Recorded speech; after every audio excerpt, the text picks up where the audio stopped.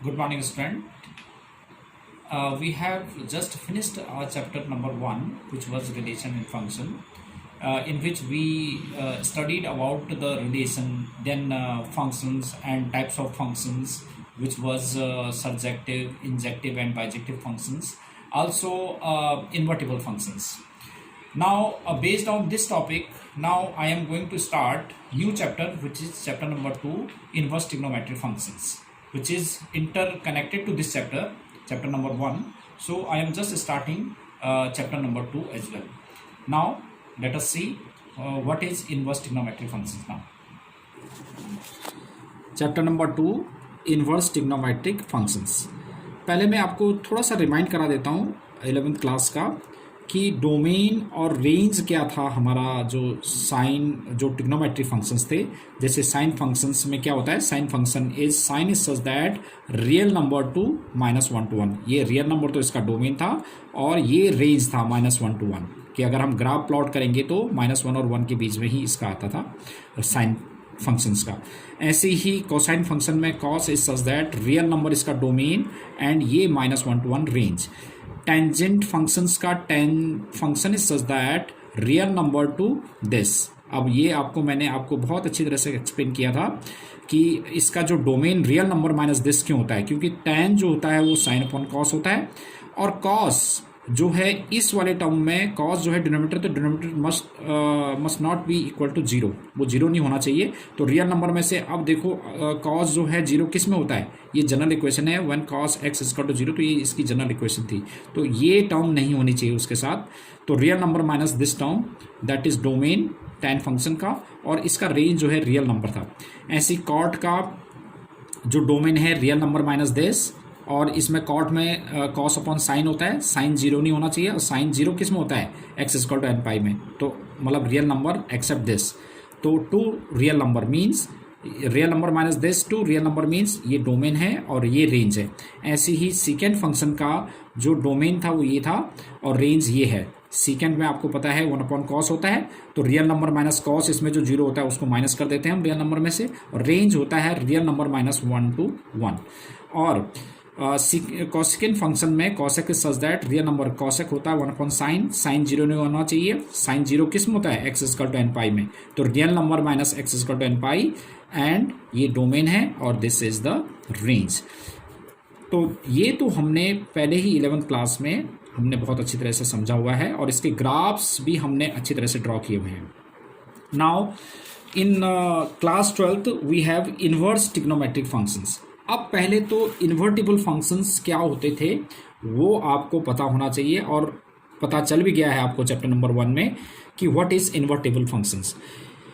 क्या था, invertible functions are those which are 1 1 as well as onto. अब मैं चेक करते हैं, अब let us check y is equal to sine function, देखते हैं कि क्या ये फंक्शन जो है इन्वर्टिबल है।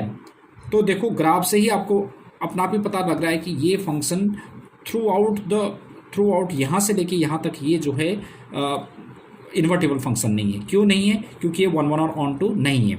क्यों नहीं है 1 1 ऑन टू, 1 1 इसलिए नहीं है कि देखो आप जो है 0 पे भी साइन की वैल्यू 0 है और पाई पे भी 0 है, ऐसी माइनस पाई पे भी 0 है, ऐसी पाई पे भी 0 है, 2 पाई पे 0 है, -2 पाई पे 0 है, तो इतने सारे नंबर्स पे 0। तो ये तो एक की ही हमारे पास कई सारी इमेजेस आ गई है।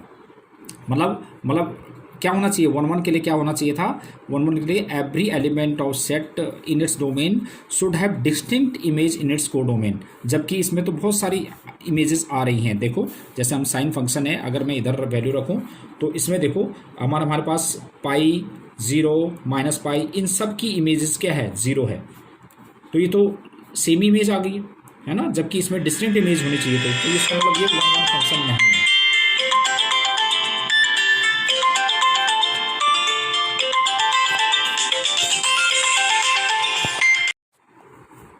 यस ये इन्वर्स ट्रिग्नोमेट्रिक फंक्शंस में ये है inverse trigonometric functions chapter number 2। सबसे पहले देखते हैं कि इन्वर्टिबल फंक्शंस वो क्या था, और हम पहले ही कर चुके हैं इन्वर्टिबल फंक्शंस क्या होते थे जो हम चैप्टर नंबर 1 में, कि जो फंक्शंस 1 1 और ऑन टू होते थे। तो यहाँ पे आप देखिए y is equal to sine x, ये फंक्शन है f x is equal to y is equal to sine x, suppose मैं इसको एफ एक्स में मान सकता हूँ, तो f x is equal to y is equal to sine x है, ये साइन एक्स एक फंक्शन है, y is equal to sine x, इसका मैंने ग्राफ प्लॉट किया है, जो हम 11th क्लास में हम पहले ग्राफ प्लॉट करना हम जान चुके हैं, तो ये इसमें ग्राफ प्लॉट किया हुआ है। अब मैं इसमें चेक करता हूँ कि क्या ये y is equal to sine x ये फंक्शन है, क्या ये इन्वर्टिबल है। इन्वर्टिबल के लिए क्या होता था कि वो फंक्शन 1 1 और ऑन टू होना चाहिए। अब देखो कि हम इससे ग्राफ से ही पता लग रहा है कि ये फंक्शन हमारे पास 1 1 नहीं है। 1 1 क्यों नहीं है, देखो आप जी कि अगर हम माइनस पाई देखेंगे, 0 देखेंगे, पाई देखेंगे, 2 पाई देखेंगे, माइनस 2 पाई देखेंगे, सब पे इसकी इमेजेस 0 है, यानी कि माइनस पाई पे, 0 पे और माइनस पाई पे, इन सब की इमेजेस 0 है। तो ये हमारे पास 1 1 नहीं है। कि 1 1 की क्या डेफिनेशन थी हमारे पास कि every element of in its domain should have distinct image in its को डोमेन। सो 1 1 होता था, तो ये 1 1 तो नहीं है। जब 1 1 नहीं है तो ये इंजेक्टिव इन्वर्टिबल फंक्शन नहीं है। तो फिर इन्वर्टिबल फंक्शन नहीं है तो हम इसको साइन इनवर्स एक्स क्यों लिखते हैं फिर, मतलब ये इन्वर्स ट्रिग्नोमेट्रिक फंक्शंस कैसे हुआ फिर। तो इन्वर्स ट्रिग्नोमेट्रिक फंक्शंस का मतलब ये है कि ये सर्टेन इंटरवल्स होते हैं जिसमें ये फंक्शन 1 1 और ऑन टू होते हैं, तो उन इंटरवल्स को हम बोलते हैं प्रिंसिपल सॉल्यूशन ब्रांचेस या प्रिंसिपल वैल्यू ब्रांचेस बोलते हैं। जैसे आप इसमें देखिए -π/2 से लेके और π/2 तक, इसमें देखेंगे आप ये फंक्शन 1 1 भी होगा और ऑन टू भी होगा। तो इस इंटरवल के अंदर this function is invertible, this function is invertible. ऐसे ही हमारे पास यहाँ से लेके यहाँ तक भी ये इन्वर्टिबल है, ऐसे ही यहाँ से लेके यहाँ तक भी इन्वर्टिबल है, ऐसे ही यहाँ -π/2 से लेके 3π/2 तक भी ये इन्वर्टिबल है, ऐसे ही -3π/2 से लेके -π/2 तक भी इन्वर्टिबल है। बट हमारे पास जो 12th क्लास में जो सिलेबस है उसके अंदर हमारे पास जो इन्वर्टिबल जो प्रिंसिपल सॉल्यूशन ब्रांच होगा जिसके अंदर कोई भी फंक्शन इन्वर्टिबल होगा साइन वाले में, तो साइन में हमने ये लिया है इसमें -π/2 to π/2।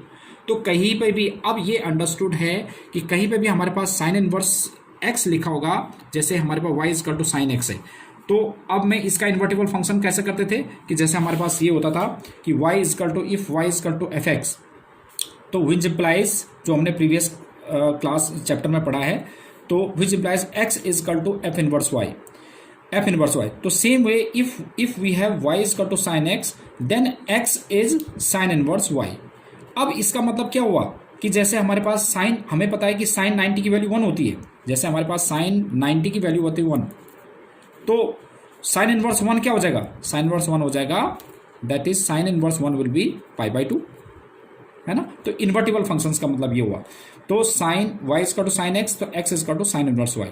तो इन्वर्स का मतलब इसकी पावर -1 है, इसका मतलब ये नहीं है कि 1/sin वाई, ये पॉसिबल नहीं। तो साइन π/2 की वैल्यू 1 है, तो साइन इनवर्स 1 क्या हो गया, π/2, है ना।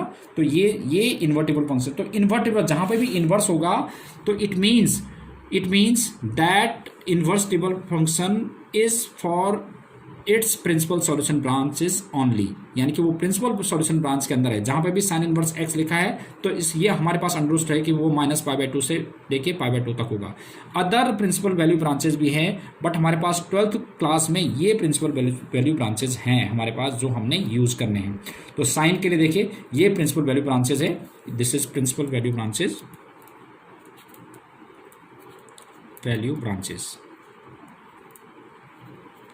तो -π/2 to π/2, मतलब इसका मतलब ये है कि -π/2 से लेके π/2 तक अभी मैंने दिखाया आपको कि ये साइन फंक्शन इन्वर्टिबल होता है, इसलिए ये साइन इनवर्स एक्स हुआ।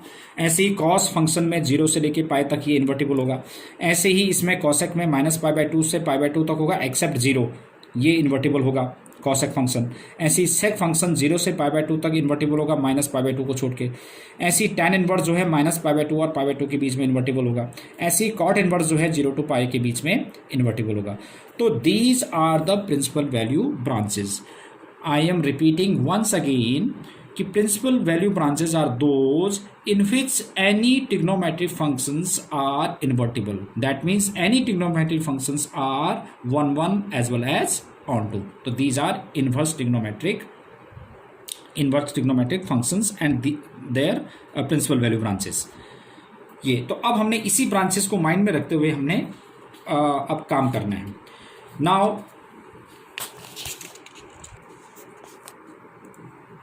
Now question is, how will be the graph of the inverse trigonometric functions functions.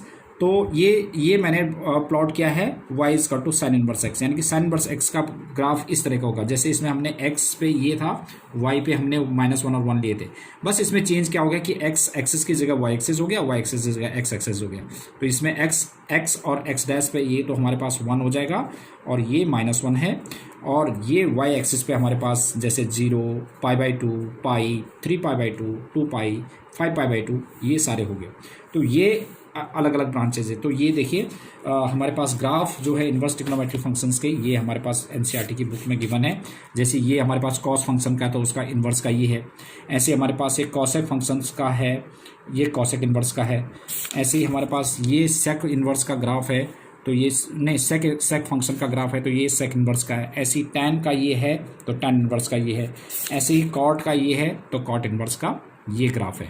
ये ग्राफ का जो ग्राफ प्लॉट किए हमने तो सेम ऐसे ही हैं जो कि हमने 11th क्लास में किए हैं। यस, नाउ प्रिंसिपल वैल्यूज निकालने कैसे, how to get the principal value. Now based on these principal value branches we have to solve some examples. Example number 1, it is principal value of, we have to get principal value of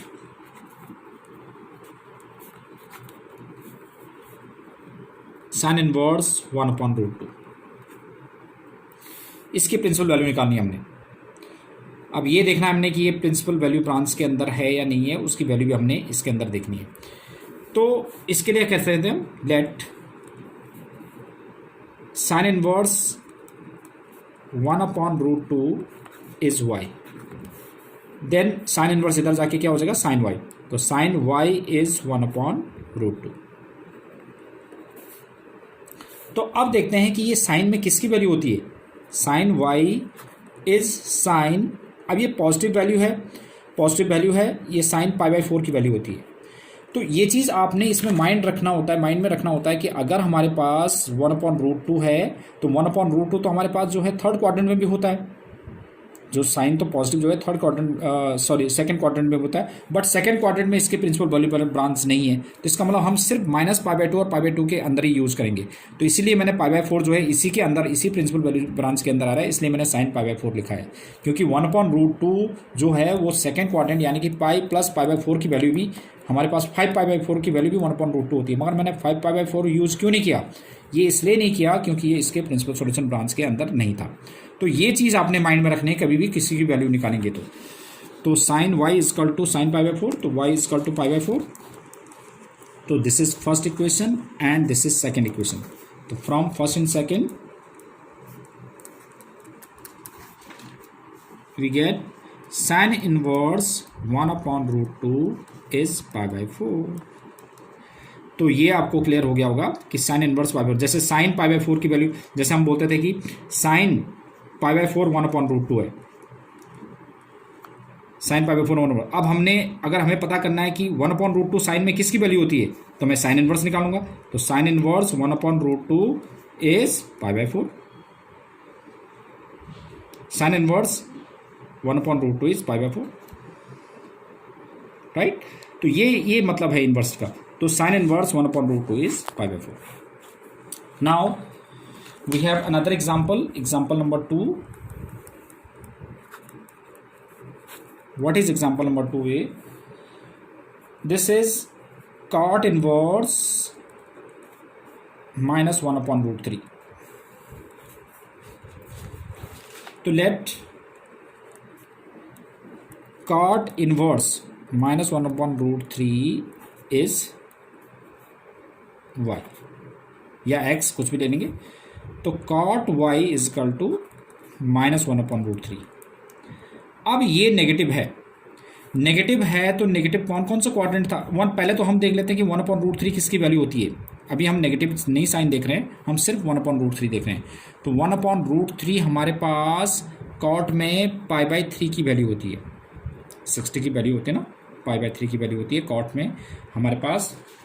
1/√3 जो होती है वो π/3 की value होती है। अब ये भी देख लेना हमने कि ये नेगेटिव है, तो नेगेटिव कौन कौन सा क्वाड्रेंट होता है, कॉट कॉट जो है नेगेटिव कौन कौन सा, एक तो हमारे पास सेकंड क्वाड्रेंट में नेगेटिव होता है और एक फोर्थ में होता है। तो सेकंड क्वाड्रेंट को लिखते थे हम पाई माइनस पाई बाई 3, एक तो ये आएगा, और एक आएगा 2 पाई, फोर्थ क्वाड्रेंट में भी नेगेटिव होता है 2 पाई माइनस पाई बाई 3।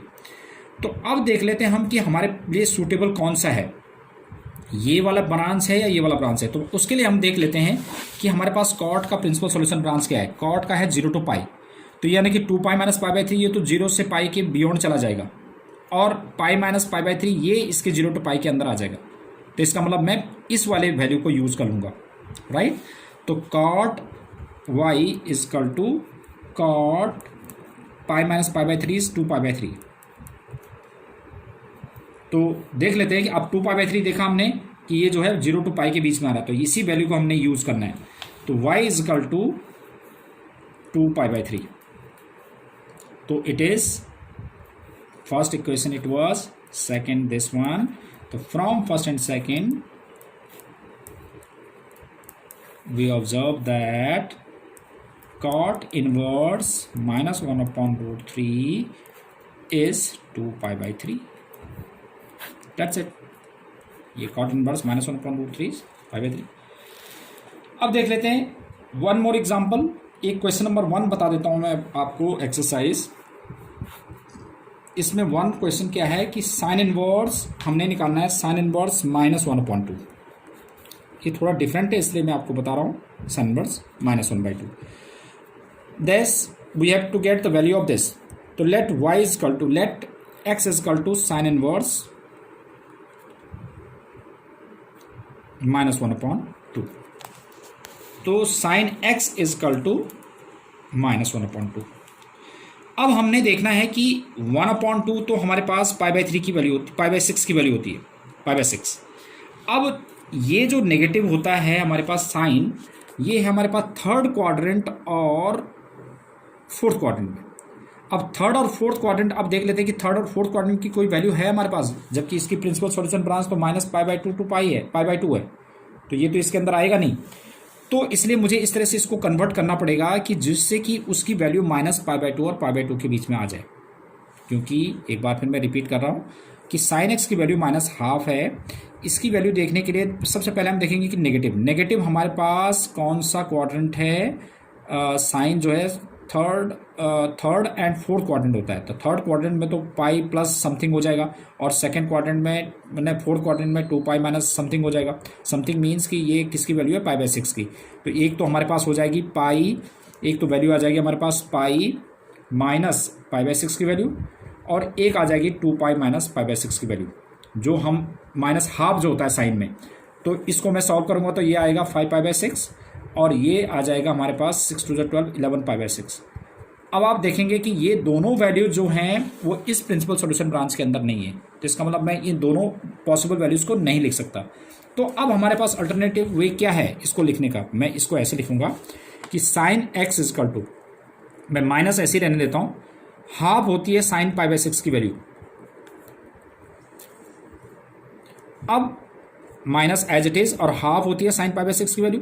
तो साइन एक्स इजकल टू, अब minus sine theta is sine minus theta minus pi by 6, because of sine minus theta is minus sine theta. तो माइनस साइन थीटा को मैंने sine minus theta लिख दिया। तो x is equal to minus pi by 6। तो ये first है, this is second. तो फ्रॉम फर्स्ट एंड सेकेंड